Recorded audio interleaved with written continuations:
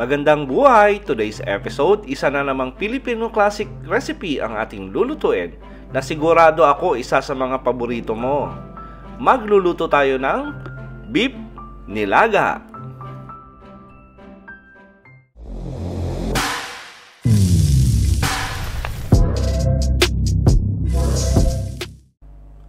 Maglagay lang ng 2.5 litro ng tubig sa ating kaserola na paglulutuan. Tapos lagay na natin yung ating karning baka. At gumamit pa ako rito ng 1 kilo. At purong karne yung ginamit ko. Ngayon kung gagamit kayo ng medyo may buto, mas okay yon dahil mas malasa pag may buto. Tapos lagyan natin ng pamintang buo at patis. Tapos isama na rin natin yung ating sibuyas. Tapos gagawin natin dito ay tatakpan lang natin at pakukulaan natin ng mga 50 minutes. After 50 minutes, hindi pa masyado malambot yung ating karne. Lagay na natin yung ating mais. At gumamit pa ako rito ng 2 piraso at hiniwa ko sa 4. Tapos tatakpan natin ulit for another 20 minutes. After 20 minutes, malambot na yung ating mais. At sigurado po akong malambot na yung ating karning baka. Tapos lagay na rin natin yung ating patatas.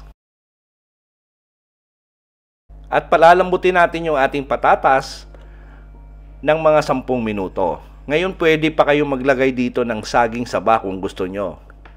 Yung iba gumagamit yan at natikman ko na rin yan, mas masarap. Tapos lagay lang tayo ng 1 pirasong broth cube para ma-enhance yung lasa ng ating sabaw. Malambot na yung ating patatas.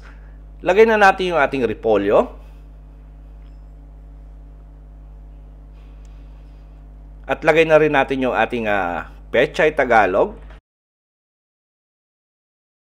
At yung ating Baguio beans. Ngayon tatakpan lang natin to for another 4 minutes para maluto lang yung ating leafy vegetables.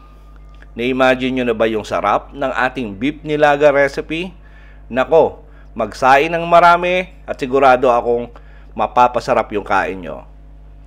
Sa lahat po na nagkagusto ng ating recipe for today, please like and share this video. Tapos kung bago po kayo sa ating kusina, please don't forget to subscribe at pindutin yung notification bell para updated kayo sa mga susunod pa nating masasarap na recipe. Salamat sa panonood at ito ang Kusina ni Dan Levy.